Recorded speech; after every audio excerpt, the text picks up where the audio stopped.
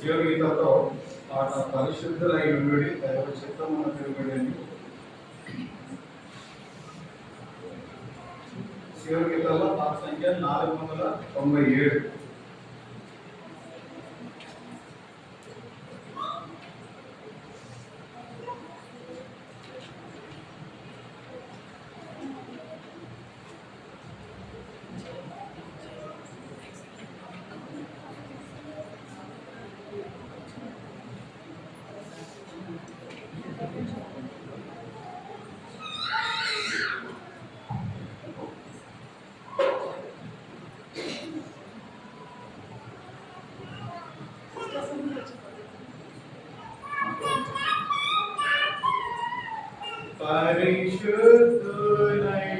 పరిశుద్ధులయ్యుండుడి దైవ చిత్తమున పెరుగుడి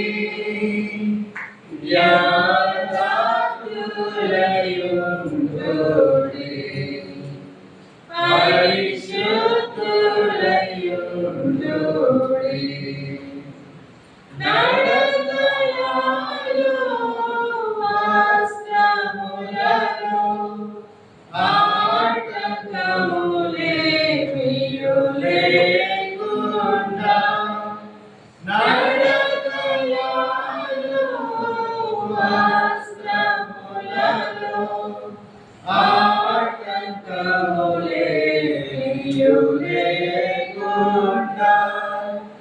అడుగు ప్రశ్న జవాబులలో విడువక చూపుము పరిశుద్ధత. అడుగు ప్రశ్న జవాబులలో విడువక చూపుము పరిశుద్ధత.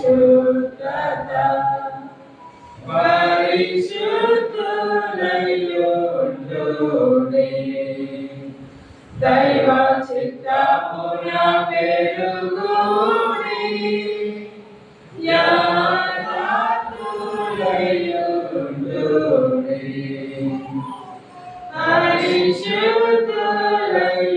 పరిశుద్ధులయ్యుండుడి.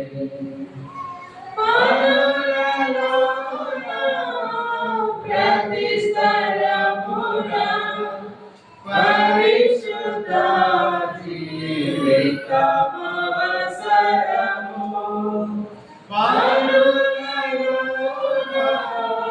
ప్రతి స్థలమున పరిశుద్ధ జీవితమవసరము. ప్రతి సమయమున పనులను చూపు పరిశుద్ధత. ప్రతి సమయమున పనులను చూపు పరిశుద్ధత.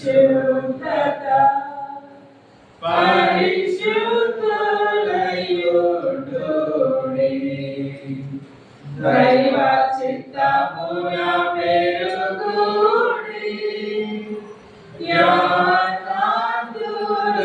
యథార్థులయ్యుండుడి పరిశుద్ధులయ్యుండుడి. ప్రేమ ఐక్యత వెలుగజేయును శ్రమ దుఃఖముల దూరపరచును. ప్రేమ ఐక్యత వెలుగజేయును శ్రమ దుఃఖముల దూరపరచును. ప్రియముతో నెల్లరు చేరి పోరివాని కోరుము పరిశుద్ధత. ప్రియముతో నెల్లరు చేరి పోరివాని కోరుము పరిశుద్ధత. పరిశుద్ధులయ్యుండుడి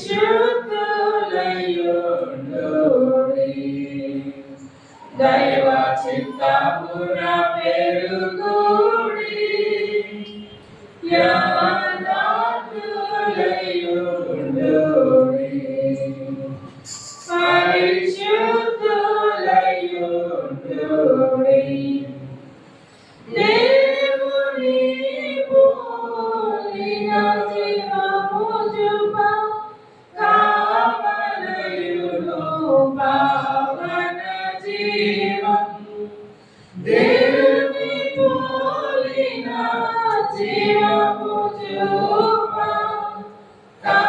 కావలయును పావన జీవం జీవితావేశము వ్యర్థము కీడును కాపును పరిశుద్ధత జీవితావేశము వ్యర్థము కీడును కాపును పరిశుద్ధత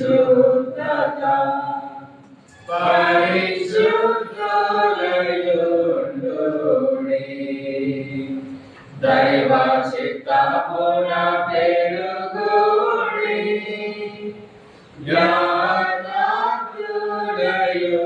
జ్ఞానార్థులయుండుడి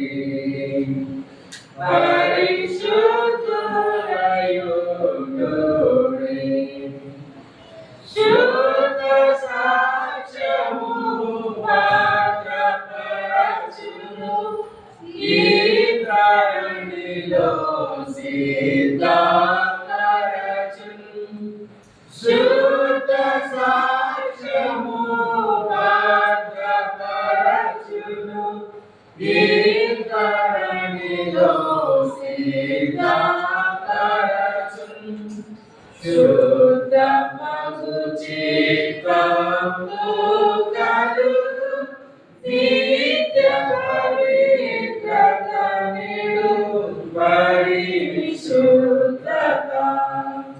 శుద్ధ మగు చిత్తము కలుగు నిత్య పవిత్రత నిడు పరిశుద్ధత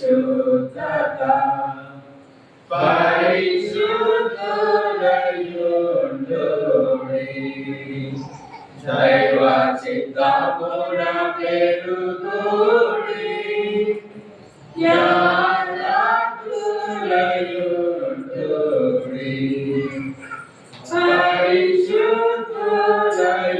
పరిశుద్ధులయుండుడి నీతి తోడా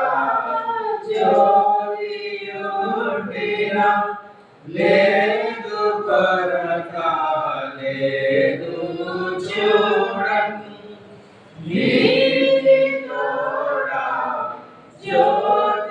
జ్యోతియుండినా లేదు కొరత లేదు చూడండి మేదినిపై నిరచు శేషము మాధవిని కలలు పరిశుద్ధత మేదినిపై నిరచు శేషము మాధవిని కలలు పరిశుద్ధత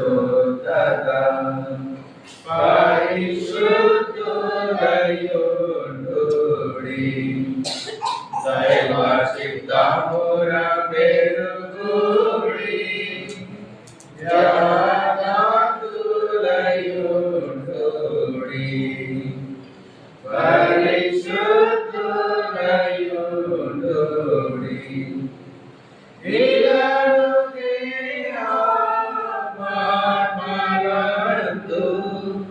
కల్మషము కానారాడు ఇలాడు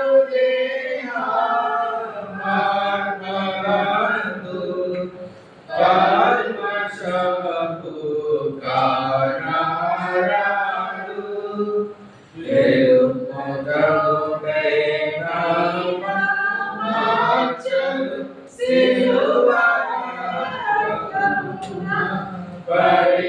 పరిశుద్ధత తెలుగుదేటైన మార్చలు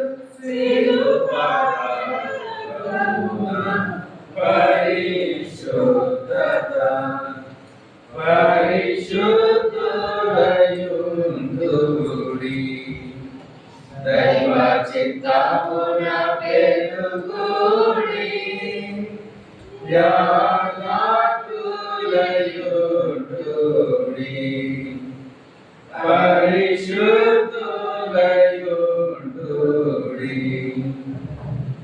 శివ గీతాల నుంచి పాట సంఖ్య 159, కొత్త దాంట్లో పాట దాంట్లో 157.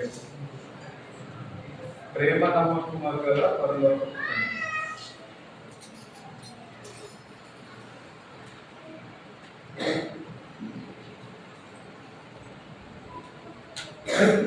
ప్రేమ నమ్మకము గల పరలోక తండ్రి తన కుమారుని పంపేను, రక్తము చిందించి మా పాపము కడుగా సిలువపై అర్పించెను, సిలువపై అర్పించెను.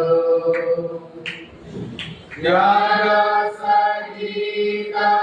ప్రేమ చూపి నెరవేర్చిన నా నిబంధనను, త్యాగసహిత ప్రేమ చూపి నెరవేర్చిన నా నిబంధనను, మనలను ప్రేమించే కనుక మనలను ప్రేమించెను, మనలను ప్రేమించే కనుక మనలను ప్రేమించెను, మనలను ప్రేమించెను. ప్రేమ నమ్మకము గల పరలోక తండ్రి తన కుమారుని పంపెను, రక్తము చిందించి మా పాపము కడుగా సిలువపై అర్పించెను, సిలువపై అర్పించెను.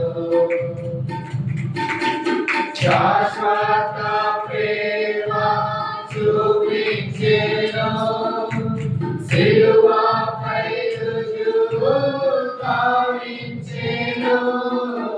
శాశ్వత ప్రేమ చూపించెను, సిలువపై రుజువు గావించెను. తన రక్తముతో పాపులనెల్లా శుద్ధులా చేసెనుగా, తన రక్తముతో పాపులనెల్లా శుద్ధులా చేసెనుగా, శుద్ధులా చేసెనుగా. ప్రేమ నమ్మకము గల పరలోక తండ్రి తన కుమారుని పంపెను, రక్తము చిందించి మా పాపము కడుగా సిలువపై అర్పించెను, సిలువపై అర్పించెను. తండ్రి వాలేనే ప్రేమ చూపి జీవితాలెల్లా ప్రేమించెను, తండ్రి వాలేనే ప్రేమ చూపి జీవితాలెల్లా ప్రేమించెను. ఎవరు పాపము తప్పుకుందురో వారిని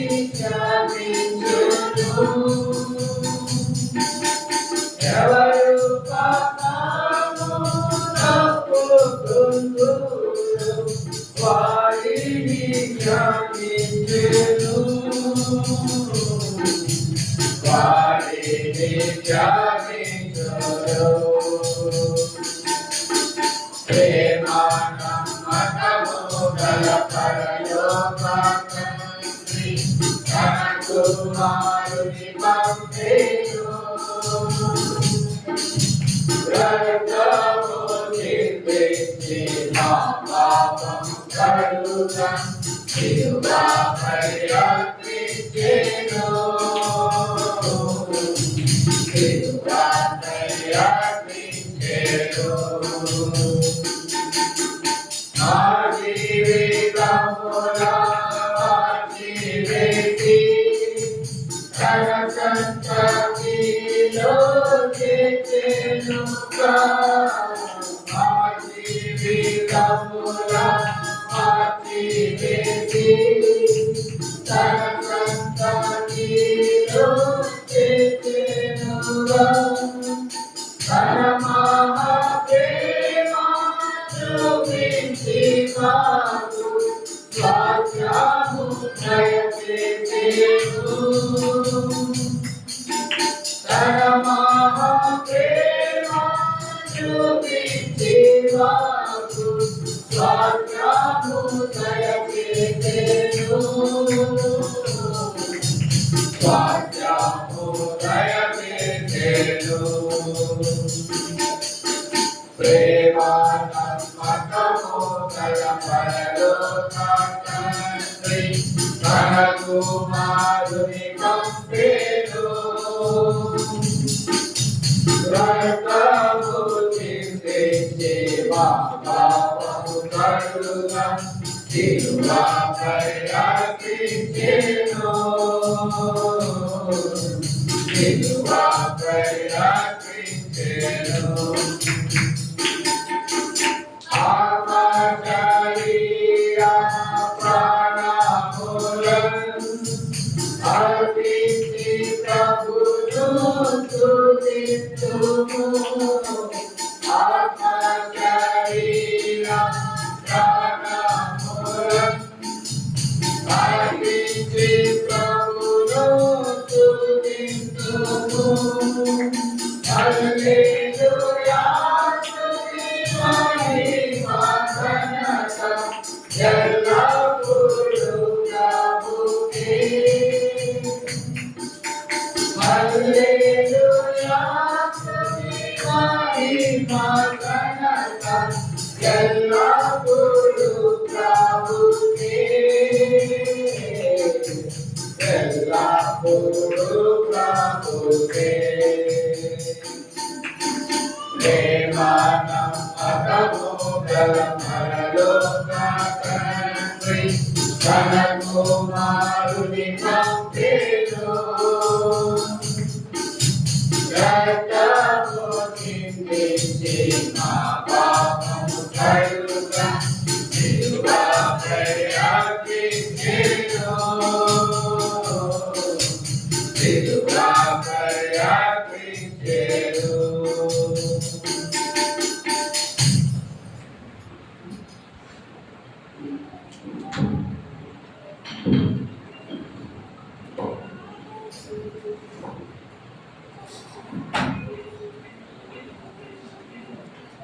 ఈ సమయంలో మన బైబిల్ ఎత్తి పట్టుకొని బైబిల్ పాట పాడుకుందాం.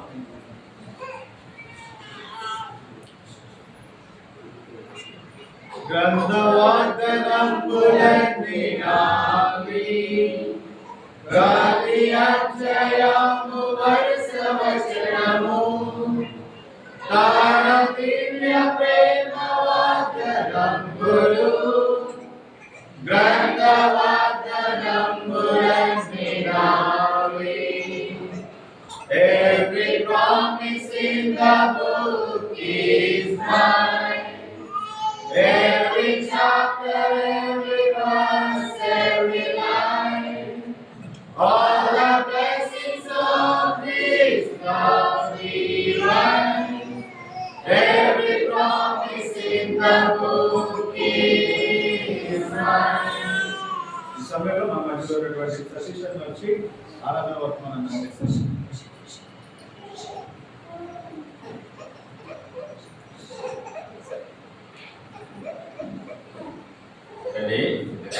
మరి ఆరాధన కంటే ప్రవేశించినటువంటి వాక్య భాగాన్ని సరి చదివి మరి ధ్యానించి ప్రభు కోరిక చొప్పున మనము ఆత్మతో సత్యంతో ప్రభువును ఆరాధిద్దాము. రండి, ప్రభు అందులో మనకు అనుగ్రహించిన వాక్య భాగము ప్రసంగి గ్రంథం 11వ అధ్యాయం 9వ వచనం నుంచి ఒక మాట చదువుకుంటాం. ప్రసంగి గ్రంథం 11వ అధ్యాయం 9వ వచనము అందరం కలిసి ఒక మాట చదువుకుంటాం. ఎవరుడా యవ్వనమందు సంతోషపడు, నీ కోరిక చొప్పునను నీ సృష్టి యొక్క ఇష్టం చొప్పునను ప్రవర్తించు. అయితే అన్నిటిని బట్టి దేవుడు నిన్ను ఈ క్రోనికి తెచ్చునని జ్ఞాపకం ఉంచుకోను.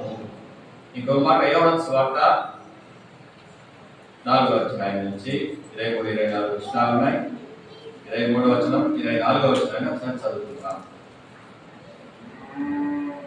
23-24 వచనాలు అందరం కలిసి గట్టిగా చదువుకుంటాం. యోహాను సువార్త 4:23-24 వచనాలు. అయితే యథార్థముగా ఆరాధించువారు ఆత్మలోను సత్యముతోను తండ్రిని ఆరాధించుచున్నది అని ఇప్పుడు వచ్చి తను ఆరాధించువారు వారే కావాలని తండ్రి కోరు. దేవుడు ఆత్మ కనుక ఆయన ఆరాధించేవారు ఆత్మతోనూ సత్యముతోనూ ప్రార్థన చేసుకుందాం.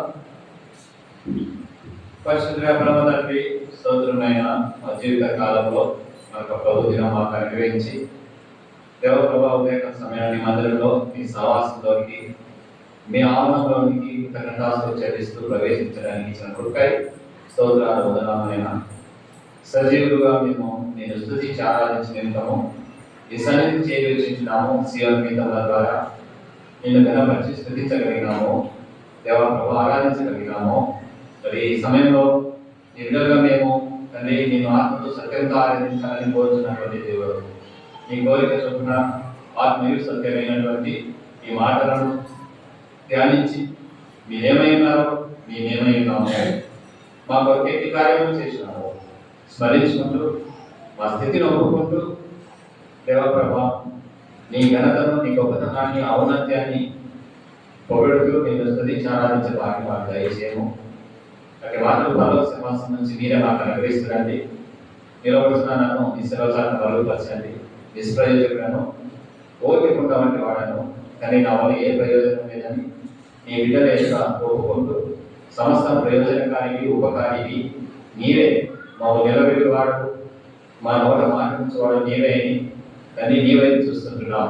కానీ మీ కదా 32 నీ ఉపదేశమే మాకు అనుగ్రహించమని తండ్రి ప్రభా సంపూర్ణంగా నన్ను నీ శిరోజాన్ని మరుగుపరిచి నీ వాక్యాన్ని ఉత్తేజపరచుము. వింటున్న వారి హృదయాన్ని ఆత్మను మీరే దర్శించుము. వారి హృదయాంతరంలో నుంచి వారు దివ్వబలాన్ని నీకు అర్పించుకోవడానికి సహాయం చేయము. తన తండ్రి ప్రభా లోకమైన ప్రకారం ఈ ఆత్మాభిషేకం చేత నింపి మీరు అనుగ్రహిస్తున్నటువంటి ఆత్మ బట్టి కృతజ్ఞతలు చెల్లిస్తూ శిరోజాన్ని మరుగుపరిచిన నీ ప్రేమ బట్టి కృతజ్ఞతలు చెల్లిస్తూ యేసు రక్షకుని నామమున కొద్ది ప్రార్థన అడుగుతున్నాను తండ్రి, ఆమేన్. మనం చదివినటువంటి వాక్య భాగంలో యోహాను సువార్త 4వ అధ్యాయంలో మరి 23వ వచనంలో చివరికి ఒక మాట అంటున్నాడు, తన్ను ఆరాధించువారు అట్టి వారే కావాలని తండ్రి కోరుచున్నాడు. కింద ఫుట్నోట్లో ఏముంది? వెతుకుతున్నాడు. కనిపించే వాటిని వెతుకుతామా, కనబడే వాటిని వెతుకుతామా? మరి దేవుడు ఎవరు కనపడలేదంటే దేవునికి ఆత్మతో సత్యముతో ఆరాధించేవారు లేరు. అందుకోసం పొందేది ఎవరున్నారా అని వెతుకుతున్నాడు. మరి ఈరోజు స్ఫురణ సంఘస్థులు మరి ఆత్మతో సత్యంతో ఆరాధిస్తే ఆయన కోరుకున్న ముందులో ఆయన వెతుకుతున్న ముందులో ఎవరుంటామో మనం కూడా ఉంటాం.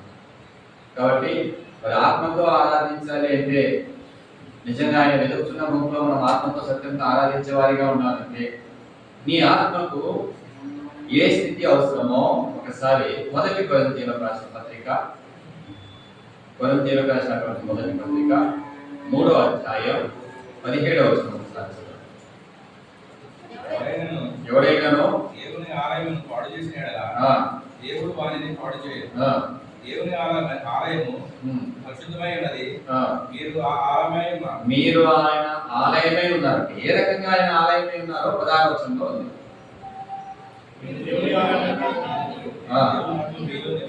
దేవుని ఆత్మ మనలో నివసించే అనుభవం మనకు ఉండాలి. నా దేవుని ఆత్మ నాలో నివసిస్తున్నాడు, నేను ఆయనకు ఆలయముగా ఉన్నాననేటువంటి అనుభవంలో, ఆ స్పర్శలో నీవు నేను ఉండాలి. ఇక్కడ దేవుని యొక్క ఆత్మ. ఒకసారి పేజ్ తిప్పండి, 6వ అధ్యాయము 17వ వచనం. అటువలే ప్రభుత్వం కలుసుకున్నవాడు ఆయనతో, ప్రభు అంటే యేసుక్రీస్తు ప్రభు యొక్క ఆయన ఆత్మతో. అంటే ప్రభుత్వం మనం ఎట్లుండాలంట? ఏకాత్మై ఉండాలి, ఆయన వలె ఉండాలి, ఆయన లాగా ఉండాలి, ఆయన వలె మనం నడుచుకోవాలి.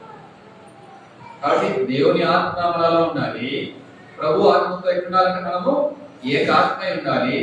మూడవదిగా 19వ వచనం ఏమని చూడండి. మీ దేహము దేవుని వలన మీకు అనుగ్రహింపబడి మీలో ఉన్న పరిశుద్ధాత్మకు ఆలయమై ఉన్నారని మీ దగ్గర మీరు చూడండి. దేవుని ఆత్మకు, ప్రభు ఆత్మకు, పరిశుద్ధాత్మకు మనం ఏమై ఉండాలంట? ఆలయంగా ఉండాలి. ఈ మూడంతల ఆత్మకు మనము నివాసమై ఉండాలని దేవుడు కోరుకుంటున్నాడు.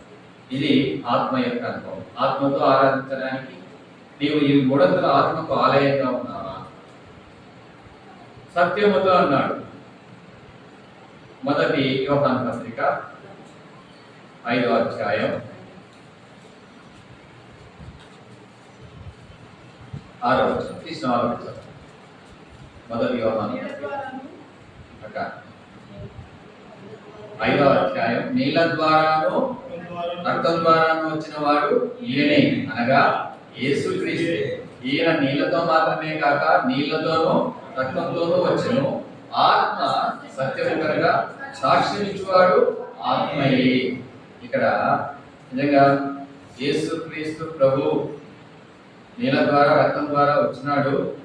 మరి ఈయనే మరి నీళ్ళతోనూ రక్తంతో కాక ఆత్మ సత్యము కనుక సాక్ష్యం ఇచ్చువాడు ఆత్మయే. అంటే యేసుక్రీస్తు ప్రభు ఈ లోకంలోనికి ఆత్మ, శరీరము, మరి ఆ యొక్క నీళ్లతో అనగా రక్తంతో నీళ్లతో వచ్చిన వాడని నీవు ఎరిగి ఉండాలి. అంటే ఆయన నీ వలె మనిషి వలె ఈ లోకానికి ఆయన కూడా నీళ్లు, రక్తము, ఆత్మ కలిగిన వాడుగా వచ్చి ఉన్నాడు నా కొడుకని ఈ సత్యాన్ని నీవు గ్రహించి ఉండాలి. ఇది ఎరిగి ఉంటేనే నీవు ఆయనకు సాక్షిగా ఉండగలవు. అందుకోసం ఏం రాయబడి వచ్చింది? సత్యము కనుక, ఆత్మ సత్యము కనుక సాక్ష్యం ఇచ్చేవాడు ఆత్మయే. నీలో ఈ సత్యాన్ని కలిగి ఉండాలి. ఎందుకంటే క్రీస్తు విరోధి యేసుక్రీస్తు ప్రభు అలా రాలేదు, దేవుని కుమారుగా రాలేదు. ఆయన మరణించి తిరిగి లేయలేదు, ఆయన శరీరము మానవ శరీరం అనేది కాదు అని చెప్పి వాదిస్తారు. కానీ మన వలె ఆయన కూడా నీళ్లతోనూ రక్తంతోనూ ఆత్మతోనూ వచ్చిన వాడనే సాక్ష్యము మనము ఈ సత్య సాక్ష్యాన్ని కలిగి ఉండాలి. అనగా సత్యానికి అనగా క్రీస్తుకు మనము సాక్షులమై ఉండాలి. ఇదే సత్యము. ఒకసారి పేజీ తిప్పండి, 2వ యోహాను పత్రిక 2వ వచనం. నేను మాత్రమే కాక సత్యం ఎరిగిన వారందరూ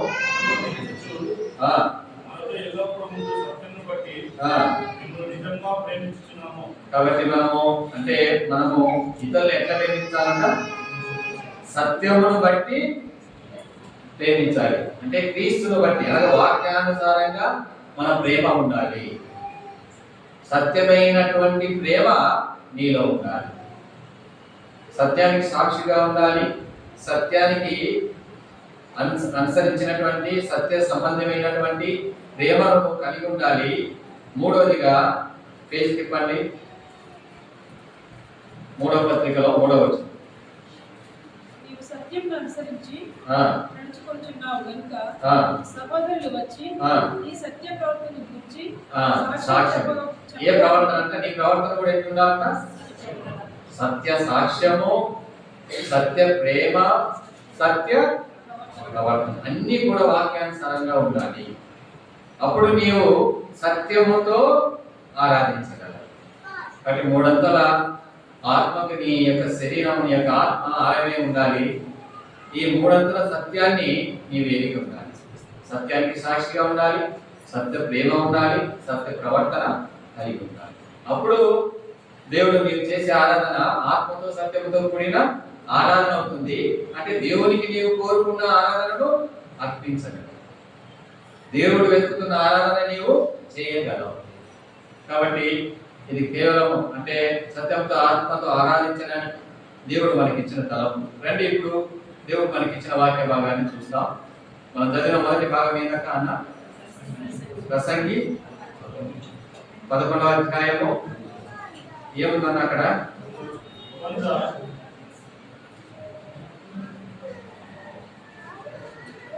యవనుడా నీ యవనమందు సంతోషపడము, నీ యవన కాలమందు నీ హృదయము సంతుష్టిగా ఉండని, నీ కోరిక చొప్పునను నీ దృష్టి యొక్క ఇష్టము చొప్పునను ప్రవర్తించము. అయితే వీటన్నిటిని బట్టి ఎక్కడ తీసుకొస్తాడంటే దేవుడు తీర్పులోనికి తెచ్చునని జ్ఞాపకం ఉంచుకోను.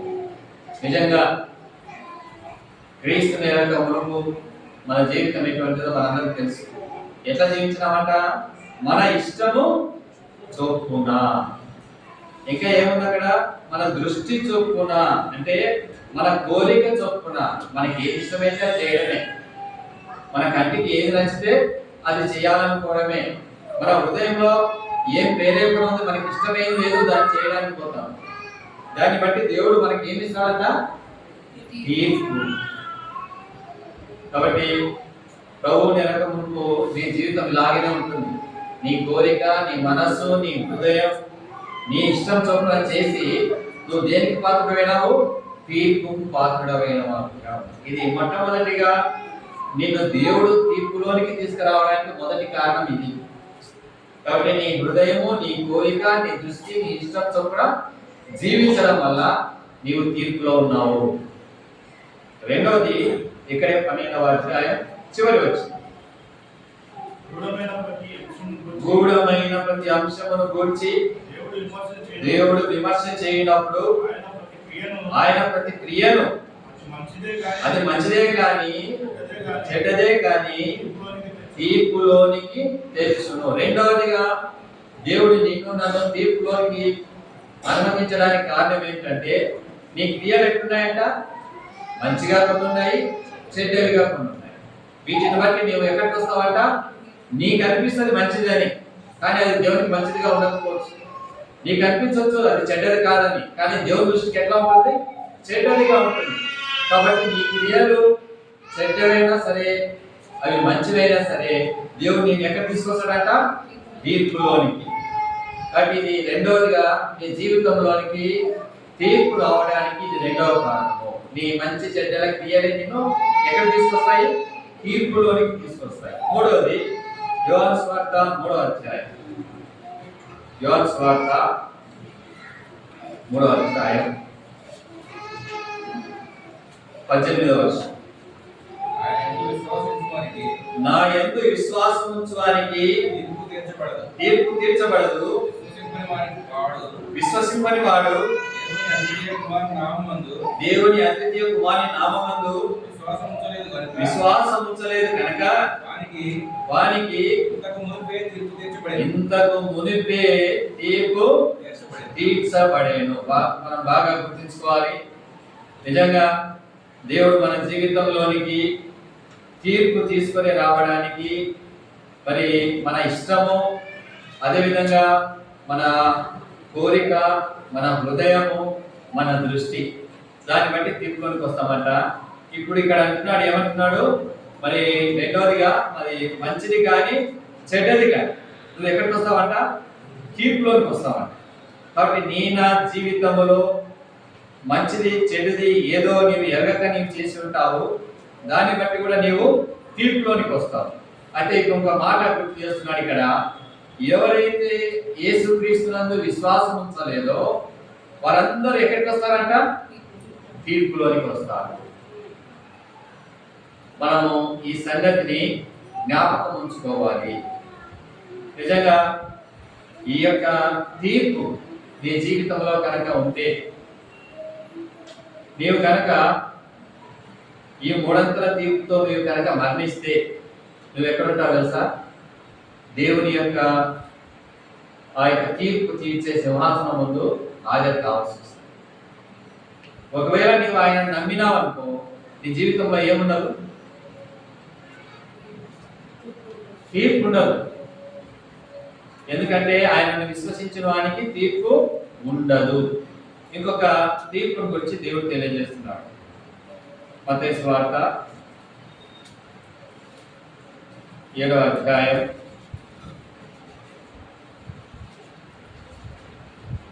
1-2 వచనాలు.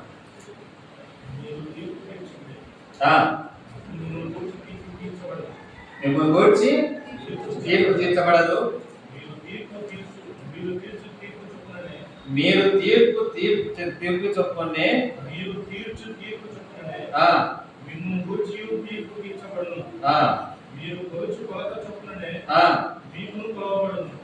చూడండి, మొట్టమొదటిగా మన ఇష్టం చొప్పున మనం జీవిస్తే మన మీదకి తీర్పు వస్తుంది. రెండవదిగా చెడ్డది మంచి క్రియలు బట్టి నీ మీదకి తీర్పు వస్తుంది. మూడవదిగా యేసుక్రీస్తు విశ్వసించకపోతే నీ మీదకి తీర్పు వస్తుంది. నాలుగవదిగా నీ మీదకి ఎందుకు తీర్పు వస్తుందట? ఇతరులని నీవు తీర్పు తీర్చడం వల్ల. యేసుక్రీస్తు ప్రభువు అందుకే మనకు జాగ్రత్త చెప్తున్నాడు, బిడ్డ నువ్వు ఎవరికి తీర్పు తీర్చొద్దు. నువ్వు కనుక తీర్పు తీరిస్తే ఒక రోజు నీవు తీర్పులోనికి రావాల్సి వస్తుంది. తీర్పులోనికి వస్తే నీకు కఠినమైన శిక్ష ఉంటుంది. తీర్పులోనికి వస్తే నువ్వు నరకంలో ఉంటావు. తీర్పులోనికి వస్తే నువ్వు పాతాళంలో బాధపడవలసి వస్తుంది. కాబట్టి ఒక మాట రాస్తాడు అపొస్తలుడైన పౌలు 8వ అధ్యాయం 1వ వచనం. ఏం రాయబడింది అక్కడ చదవండి. రోమా 8:1.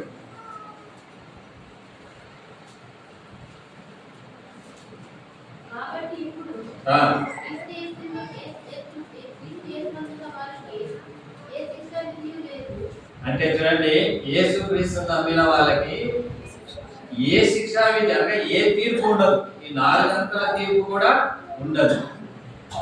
ఐదవదిగా ఇంకొక మాట ఉంటుంది, యోహాను సువార్త 5:29. ఎందుకు మనం తీర్పుకు లోనవుతాం అనేది అక్కడ ఇంకో మాట.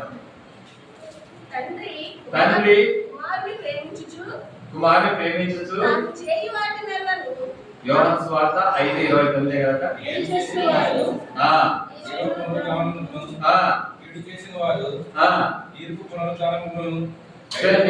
కీడు చేస్తే ఎక్కడికి పోతామంటే మనము తీర్పు పునరుత్థానం లేకపోతాం. అంటే తీర్పులో ఉంటాం. మనం అనుకోవచ్చు కీడు చేస్తున్నాం, ఎవరు చూడలేదు. కానీ ఎవరు చూస్తారంట? దేవుడు చూస్తాడు. కాబట్టి నేను తీర్పులో పాత్ర కావడానికి 5వ కారణం ఏంటి అంటే, నీవు ఎవరికి కూడా కీడు చేయకూడదు. కీడు చేసిన ప్రతి ఒక్కడు కూడా ఎక్కడ ఉంటాడు? తీర్పులో ఉంటాడు. నువ్వు అన్యునికైనా సరే, లోపల సంఘానికైనా సరే, సంఘంలో ఉన్న విశ్వాసులకైనా సరే, సేవకులకైనా సరే, పెద్దలకైనా సరే, నీ సహపాఠి సహోదరులకైనా సరే, నువ్వేం చేయకూడదు? కీడు చేస్తే ఎక్కడ ఉంటావు? తీర్పులో ఉంటావు. తీర్పులో ఉంటే నీకు ఏమేమి అర్హత వస్తుంది? నీకు నరకానికి, పాతాళానికి, శిక్షకు పాత్రలవుతుంది. కాబట్టి ఇది 5వదిగా, కీడు చేస్తే నీ జీవితంలోనికి తీర్పు వస్తుంది. ఇంకొక మాట దేవుడు మనతో మాట్లాడుతున్నాడు. నిజంగా యూదా పత్రికలో యూదా భక్తుడు రాసినటువంటి మాట. దాంట్లో అధ్యాయంలో 1వ అధ్యాయం ఉంటుంది. ముందు 4వ వచనం చదవండి, తర్వాత 15వ వచనం చదవండి.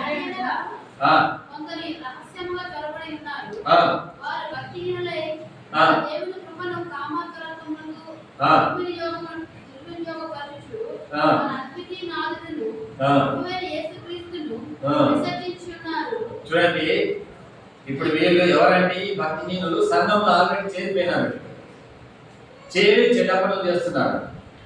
వీళ్ళని ఏమన్నాడంటే భక్తిహీనులు. ఎవరంట వీళ్ళు?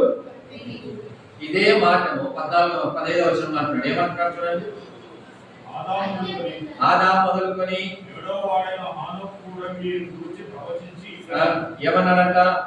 ఇదిగో అందరికీ తీర్పు తీర్చుటకును వారిలో భక్తిహీనులందరూ భక్తిహీనంగా చేసిన వారి భక్తిహీన క్రియలన్నిటిని గురించి భక్తిహీనులైన పాపులు ఆ, మనకు విరోధంగా చేసిన కఠినమైన మాటలను కూర్చి ఆ, వారిని ఒప్పించుటకు ఆ. ప్రభువు తన వేవేల పరిశుద్ధ పరివారంతో వచ్చెను. నిజంగా అంటే భక్తిహీనుల మీదికి, దేవునికి విరోధంగా నడుచుకునే వారి మీదికి ఏమొస్తుందంట? తీర్పు వస్తుంది. అదే అక్కడ రాయబడుతూ వచ్చింది. భక్తిహీనుల మీదకి ఏమొస్తుందంట? తీర్పు అనేది వస్తుంది. ఆ మాట అదే 15వ వచనంలో తీర్పు తీర్చుటకు అని రాయబడింది కదా. ఇదిగో అందరికీ తీర్పు తీర్చుటకు, వారిలో భక్తిహీనుల క్రియలను చొప్పున వారికి తీర్పు తీర్చడానికి. ఇది ఎన్నో తీర్పు అక్క? ఇప్పుడు మన మీదకి వచ్చే తీర్పుల్లో ఎన్నో తీర్పు? 6వ తీర్పు. ఎన్నోది? 6వ తీర్పు. కాబట్టి వీటన్నిటిని బట్టి మనము తీర్పులోనికి రావాల్సి వస్తుంది. యోగు పత్రికలో, యోగు గ్రంథంలో మాట్లాడతాడు యోగు 19వ అధ్యాయం 29వ వచనం. ఇంకా మన మీదకి తీర్పు ఎందుకు వస్తుంది? మీరు ఖడ్గమునకు భయపడది, మీరు ఖడ్గమునకు భయపడి అంటే వాక్యానికి భయపడండి అని అంటున్నాం.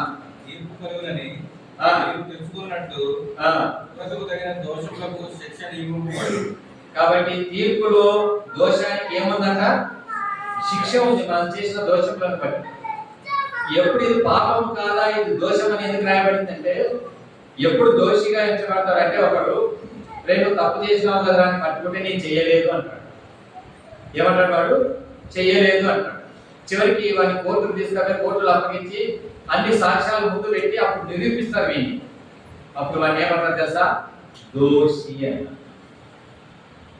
పాపం చేసినప్పుడు పాపం పట్టుకుంటే బాగుంటుంది, కానీ నేను కోర్టుకు తీసుకుపోయి జడ్జి ముందు నిలబెట్టి నీ పాపాన్ని నిరూపిస్తే అప్పుడు నువ్వేమవుతావు? దోషివైతావు. కాబట్టి దోషికి ఏమొస్తుందంట? తీర్పు వస్తుంది, శిక్ష ఉంటుంది. అదే నాకు రాయబడింది. ఈ 700 తీర్పు నుంచి వచ్చే శిక్షను ఎవరు భరించినారు తెలుసా? యేసు ప్రభు భరించారు. ఈ 700గా నీకు రావాల్సిన శిక్షను, అందుకోసమే యెషయా గ్రంథము 53:8 చదవండి ఒకసారి. ఏముంది? 53 అధ్యాయం 8వ వచనం.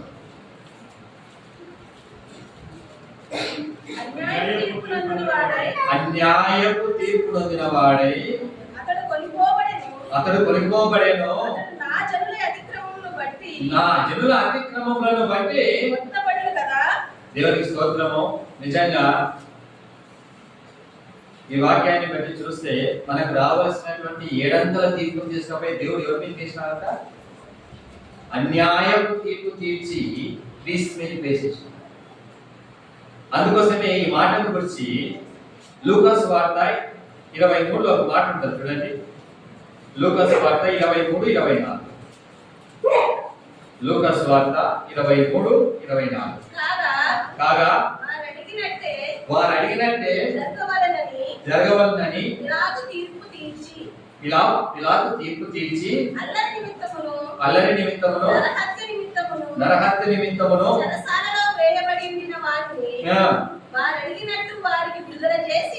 వారు అడిగినట్టు వారికి విడుదల చేసి వారికి ఇష్టం వచ్చినట్టుగా చేయడానికి పిలాతు తీర్పు తీర్చి అప్పగించినాడు. మనము ప్రసంగి గ్రంథం మొదటి ఏం చదివినాము? నా ఇష్టం చొప్పున, నా కోరిక చొప్పున, నా హృదయం చొప్పున చేసిన దానికి మనకి ఏమొస్తుందంట? తీర్పు వస్తుందంట. కానీ ఇక్కడ కూడా దేవుడు ఏం చేస్తున్నాడు? పిలాతు తీర్పులో క్రీస్తును వారికి ఇష్టం వచ్చినట్లు చేయడానికి అప్పగించాడు. నిజంగా నీ ఇష్టం వచ్చినట్టు చేసిన తీర్పుకు ప్రతిగా ఎవరు తీర్పు పొందినారు ఇక్కడ? యేసుక్రీస్తు. నిజంగా నీ హృదయం చొప్పున, నీ ఇష్టం చొప్పున చేసినటువంటి నీ పనులన్నిటిని బట్టి ఆయన తీర్పు పొందినాడు. నిజంగా చెడ్డవాడు ఉన్నాడు ఒక ఆయన. ఎవరక్కడ? ఆయన పేరేం పేరు? దొంగ, వ్యభిచారి. ఎవరైనా? బరబ్బ. ఇప్పుడు వీళ్ళంతా వచ్చి చెడ్డవాడైనటువంటి, చెడ్డ పని చేసి తీర్పుకు లోనైనటువంటి వారిని, మాకు బరబ్బ కావాలి, క్రీస్తును సిలువ వేయాలి అంటే నీ చెడ్డదాన్ని బట్టి నీ తీర్పును ఎవరు భరిస్తున్నారు? అక్కడ క్రీస్తు భరిస్తున్నారు. నీ చెడుతనాన్ని బట్టి నీకు రావాల్సిన తీర్పును ఎవరు భరించినారు? క్రీస్తు భరిస్తున్నాడు. అక్కడ బరబ్బా విడుదల చేసి క్రీస్తుని ఏం చేసినారు? సిలువకు అప్పగించారు. బరబ్బా స్థానంలో, ఆ చెడ్డ వ్యక్తి స్థానంలో క్రీస్తు తీర్పుకు లోనే తీర్పుకు అప్పగింపబడినాడు. ఇంకా అంటాడు పేతురు భక్తుడు రాస్తూ 2వ అధ్యాయము 1 పేతురులో ఏమన్నాడు చూడండి, 23వ వచనం. 23వ వచనం. ఆయన దూషింపబడి బదులు దూషింపలేదు, ఆయన శ్రమ పెట్టబడి బెదిరింపక న్యాయముగా తీర్పు తీర్చు దేవునికి తను తాను అప్పగించుకోలేదు. దేవునికి అప్పగించుకున్నాడు. దేవా, నీవు నన్ను ఏమి చేస్తావో నీ ప్రజల కొరకు, నీ ప్రజల విమోచన కొరకు, నీ ప్రజల పాపమును తీసివేయడం కొరకు, నీ ప్రజల దోషములు తీసివేయడానికి నన్ను ఏం చేస్తావో చేసుకోని చెప్పి తండ్రికి ఏం చేసినాడట? తీర్పు తీర్చే తండ్రికి తను తాను అప్పచెప్పుకున్నాడు. తండ్రి, నా తీర్పునంతటిని, ఇంకా వారి తీర్పు 7 తీర్పు ఉందే, ఆ తీర్పు అంతటిని నా మీద వేయి తండ్రి అని చెప్పి తను తాను అప్పచెప్పుకున్నాడు. ఎటువంటి ప్రేమ, ఎటువంటి వాత్సల్యత, ఎటువంటి దయను నీ పట్ల నా పట్ల ప్రభు చూపిస్తూ వచ్చాడు. నిజంగా మనం కనుక తీర్పులోనికి వస్తే మనకు మరణం ఉంటుంది, మరణ శిక్ష ఉంటుంది. మనం కనుక తీర్పులో ఉంటే మనకు పాతాళానికి పాత్రలం, మనం కనుక తీర్పులో ఉంటే నరక శిక్షకు పాత్రలం, మనం తీర్పులో ఉంటే నిందకు అవమానమునకు పాత్రలం. కానీ ప్రతి మనిషికి రావాల్సినటువంటి శిక్షను ఎబ్రీ 2 ఒక మాట రాయబడింది చూడండి. ఎబ్రీలకు రాసిన పత్రిక 2వ అధ్యాయం 9వ వచనం. దేవుని కృప వలన ప్రతి మనుష్యుని కొరకు ఏం చేశాడంట? ప్రతి మనుష్యుని కొరకు అంట. ప్రతి మనిషి నరకంలో పడిపోకూడదు, ప్రతి మనిషి పాతాళంలో పోకూడదు, ప్రతి మనిషి తన తీర్పును బట్టి మరణం పొందకూడదని ప్రతి మనిషి కొరకు తన ప్రాణాన్ని పెట్టిన వాడిగా ఉన్నాడు. ప్రతి మనిషి కొరకు. అందుకోసమే ప్రయాసపడి వారం మోసుకొంటున్నారా? ఓన్లీ విజయనగరం వాళ్ళ, కాడికడప వాళ్ళ, జమ్ము వాళ్ళ అంటే ఏమన్నాడు? సమస్త జనులారా అన్నాడు. ప్రతి మనిషి కొరకు, సమస్త జనుల కోసం నేను ప్రాణం పెడుతున్నాను. ప్రతి వారి కొరకు నేను ఆలోచిస్తున్నాను. ప్రతి వారి తీర్పును నేను శిలువలో భరిస్తున్నాను. నిజంగా నాలో ఏ తప్పు లేదు, నేను ఏ తీర్పుకు పాత్రని కాదు. కానీ మీరే ఇంతకు తీర్పుకు, అవమానానికి పాత్రులు. మీరు కీడు చేయవారు, మీరు చెడ్డవారు, మీరు మీ ఇష్టం చొప్పున జరిగించేవారు, క్రీస్తును విశ్వసింపని వారు, మీ తోటి సహోదరులకు కీడు చేస్తూ తీర్పు తీర్చేవారుగా ఉన్నారు. కాబట్టి మీరు తీర్పుకు పాత్రలు. కానీ ప్రభు ఈ లోకానికి వచ్చి ఆయన యందు విశ్వాసం ఉంచిన వారిని తీర్పు లేకుండా చేసేసినాడు. ఆయన యందు విశ్వాసం ఉంచిన వారికి ఏ శిక్ష లేకుండా చేసేసినాడు. ఆయన యందు విశ్వాసం ఉంచిన వారికి మరణము లేకుండా చేసేసినాడు. ఇదొకటే చేసి నేను విడిచిపెట్టలేదు. కానీ చివరికి ఆయన అంటాడు, పేతురు వచ్చి అడుగుతాడు, అయ్యా అందరం నిన్ను వెంబడిస్తున్నాము, మాకేమి లాభము అంటాడు. మాకేమి లాభము అంటాడు. అయ్యా, పునరుత్థానమందు మీరు పరలోకములో ఇశ్రాయేలు గోత్రం వారందరికీ 12 సింహాసనాల మీద కూర్చొని మీరేం చేస్తారు? ఏం చేస్తారు? మీరు తీర్పు తీరుస్తారు. మీరు జడ్జిమెంట్స్, మీరు జడ్జీలుగా ఉంటారు అక్కడ. కానీ మనం బ్రతికేటువంటిది, మనం ఎటువంటి వారము? 7 చెడిపోయి తీర్పుకు పాత్ర మనము. కానీ ఆ 7 తీర్పును తాను శిలువలో మన కొరకు భరించి మనల్ని ఏం చేసినాక? మనల్ని తీర్పు తీర్చేవారిగా సింహాసనం మీద కూర్చుండబెట్టాడు. ఎక్కడ కూర్చుండబెట్టాలని మనకు? 1 కొరింథీ 6వ అధ్యాయం చూడండి ఒకసారి. ఏముంది?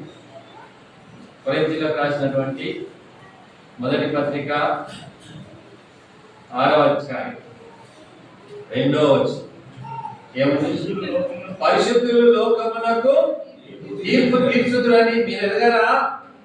మీ వలన లోకమునకు తీర్పు జరగవలసి ఉండగా మిక్కిలి అల్పమైన ఈ సంగతులను గురించి తీర్పు తీర్చుటకు మీకు మిమ్మల్ని దేనికి యోగ్యులుగా చేశారంట? ఒక రోజు మనమంతా లోకానికి తీర్పు తీరుస్తాం. ఎటువంటి ప్లేస్ ఇచ్చినాడు కదా మనకు? యేసు క్రీస్తును నమ్మితే ఈ 7 తీర్పు తీసివేయబడుతుంది.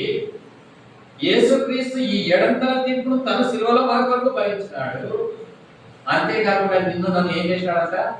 లోకానికి తీర్పు తీర్చే జడ్జి ప్లేస్ లో కూర్చోబెట్టినాడు. మనంగా ఈ లోకంలో విజయనగరం కోర్టుకు పోయి జడ్జి ఇంటికి రా, ఒక 5 నిమిషాలు నేను ఉంటా అంటే ఒప్పుకుంటాడు. వీనికి పిచ్చి పట్టింది, వీని ఎక్కడే ఏంటి అంటాడు? పిచ్చాసుపత్రి వేసేయడం. మన ప్రభువు, మన సృష్టికర్త, మన దేవుడు, మన రాజు, మన ప్రభువులకు ప్రభు అయిన క్రీస్తు 7 తీర్పును తాను పొందుకొని తాను భరించి నిన్ను ఏం చేసినట్ట? తీర్పు తీర్చే సింహాసనం మీద నేను కూర్చున్నాడు. ఇట్టి ప్రభువు నీ కొరకు ఇట్టి కార్యం చేసినటువంటి ఆ ప్రభువు నీ మరణాన్ని, నీ శిక్షను, నీ నిందను, నీ అవమానము, నీ నరక బాధను తీసివేసి పాతాళ ప్రేదను నీకు తొలగించి కేవలం ఆయన విశ్వాసం ఉంచడం ద్వారా నిన్ను తీర్పులోకి తీసుకుని రాక నీకు ఏ శిక్ష లేకుండా చేసి సమస్తమైన ఆ శిక్షను భరించి ఈ 7 తీర్పును కొట్టివేసి ఇంకా ఇశ్రాయేలుకి ఇంకోటి ఎక్స్ట్రా ఉంది. ఏం తెలుసా? ధర్మశాస్త్రం వలన కలిగేటువంటి తీర్పు. ఆ ధర్మశాస్త్ర సంబంధమైన తీర్పును కూడా శిలువలో ఎవరు భరించినారు? యేసుక్రీస్తు భరించినారు. ధర్మశాస్త్రాన్ని ఎవరు సంపూర్ణంగా నెరవేర్చలేరు. ధర్మశాస్త్రాన్ని నెరవేర్చకపోతే ఎక్కడ ఉండాలి? వాడు తీర్పులో ఉండాలి. కాబట్టి ధర్మశాస్త్రాన్ని సంపూర్ణం చేసేది ఎవరయ్యా అంటే యేసుక్రీస్తు ప్రభువే. పాపం లేని వాడిగా పుట్టాలి, పాపం లేని వాడిగా జీవించాలి, పాపము లేని వాడిగా తండ్రి అయిన దేవునికి అర్పింపబడాలి. ఆ రకమైన జీవితం జీవించిన వాడు ఎవడు లేడు. ఆ రకమైన జీవితం జీవిస్తేనే ధర్మశాస్త్రం సంపూర్ణమవుతుంది. కాబట్టి ఆ ధర్మశాస్త్రం వలన ఆ వచ్చే తీర్పును కూడా సిలువలో నీ కొరకు, నా కొరకు, ఆ ఇశ్రాయేలు జనాంగం కొరకు సిలువలో దాన్ని పరిస్తూ వచ్చింది. నిజంగా 2 చేతుల్లో మేకులు కొట్టబడ్డాయి, 2 కాళ్ళల్లో మేకులు కొట్టబడ్డాయి, తలపై ముళ్ళ కిరీటము, పక్కలో బల్లెపు పోటు, వెనక నుంచి దున్నబడినటువంటి వీపు, చారలు చారలుగా దున్నబడినటువంటి వీపు. ఈ 7 తీర్పు సంపూర్ణంగా సిలువలో తాను భరించినాడు. నిన్ను నన్ను తీర్పు నుంచి తప్పించి, పాతాళపు నరక వేదం నుంచి తప్పించి నిన్ను నన్ను ఏ స్థలంలో కూర్చోబెట్టాడంట? You are the judge for the world. లోకానికి తీర్పు తీర్చేటువంటి తీర్పరిగా నేను అక్కడ కూర్చోబెడుతున్నాడు. ఎట్టి ఘనత, ఎట్టి గొప్పతనము, ఎట్టి అనోత్యాన్ని దేవుడు నీ కొరకు సిద్ధపరిచినాడు. కాబట్టి ఇట్టి గొప్పతనాన్ని నీకు ఇచ్చినటువంటి నీ దేవుని నీ హృదయమాల, నీ స్థితి ఏమిటో ఒప్పుకుంటూ దేవునికి హృదయపూర్వకమైనటువంటి స్తుతి ఆరాధన, ఆత్మతో సత్యముతో కూడిన ఆరాధన నీవు అర్పించుకోవడానికి నీ హృదయాన్ని ఈ వాక్యం ద్వారా దేవుడు సిద్ధపరిచినాడు. కాబట్టి ముందుగా మనం ధ్యానించినట్టుగా 7 మనం చెడిపోయిన వారము, తీర్పుకు పాత్రులం. కానీ ఆ 7 శిక్షను, నిందను, అవమానమును, తీర్పును సిలువలో నీ కొరకు, నా కొరకు 7 గాయపరచబడి నీ కొరకు, నా కొరకు అనుభవించినాడు. ఆ తీర్పు లేకుండా ఆయన ఎందుకు విశ్వాసం ఉంచిన వారిగా నిన్ను నన్ను చేసుకున్నాడు. మన పాప శిక్షను తాను భరించి అన్యాయపు తీర్పు, పిలాతు తీర్చిన ఇష్టమైన తీర్పు, చెడ్డదైన తీర్పు, మనం కీడు చేయాలనుకునేటువంటి కీడు కూర్చున్నటువంటి తీర్పు, సమస్త తీర్పును కూడా, ధర్మశాస్త్ర తీర్పును కూడా ఆయనే పొందుతాడు. నిన్ను నన్ను దాని నుంచి రక్షించి ఆ యొక్క పరలోక సింహాసనంలో తనతో కూడా కూర్చుండబెట్టుకుని, బిడ్డ ఇదిగో లోకానికి నీవు తీర్పు తీర్చని తన సింహాసనంలో కూర్చుండబెట్టుకున్నా ఆ దేవునికి యేసుక్రీస్తు ద్వారా హృదయమాన మన యొక్క ఆరాధనలో అర్పించుకుంటాం. దేవుడు వాక్యంలో దీవించుకుంటారు.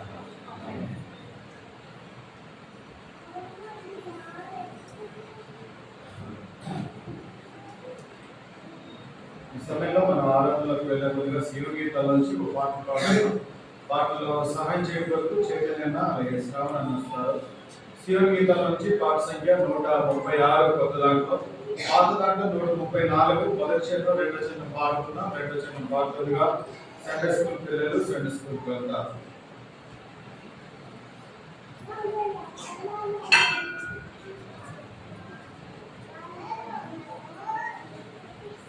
కొనియాడి వాడి కీర్తించి వర్ణించెదనిను నా ప్రభువా. కొనియాడి వాడి కీర్తించి వర్ణించెదనిను నా ప్రభువా.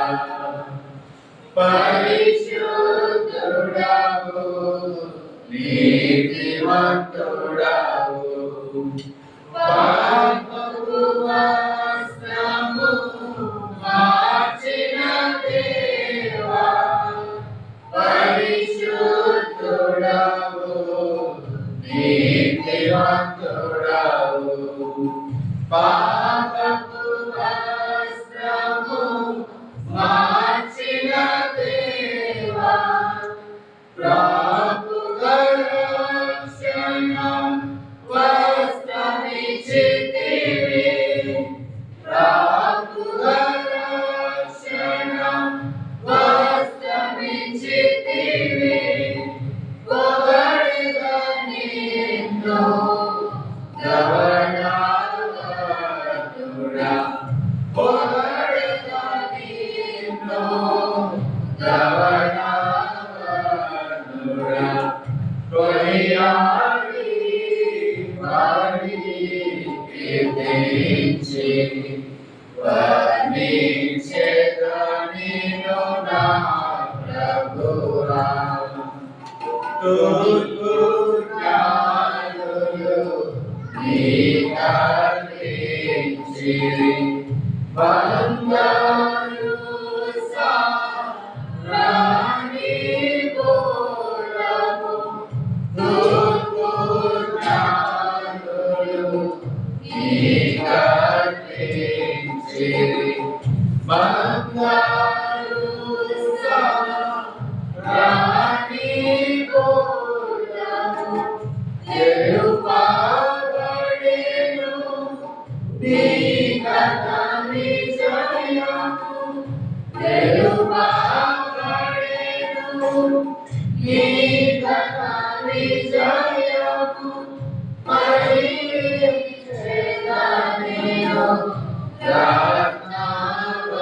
రత్నవరుడా. మహిళను రత్నవరుడా. కొనియాడి వాడి కీర్తించి వర్ణించెదనిను నా ప్రభువా. కొనియాడి వాడి కీర్తించి వర్ణించెదనిను నా ప్రభువా. మొదటిగా సండే స్కూల్ తీసుకునే టీచర్ గారు మొదటిగా ఆరాధిస్తారు. దాని తర్వాత బ్రదర్స్ నుంచి ఒకరు, సిస్టర్స్ నుంచి ఒకరు లేక కుటుంబం ఆరాధించండి. అలాగే సండే స్కూల్ టీచర్ గారు దాని తర్వాత బాప్టిజం తీసుకున్న జాయ్ మంత్రిగా ఆరాధిస్తారు. దాని తర్వాత బ్రదర్స్ నుంచి ఒకరు, సిస్టర్స్ నుంచి ఒకరు ఎక్కువ సమయం తీసుకొని క్లుప్తంగా ఆరాధించండి.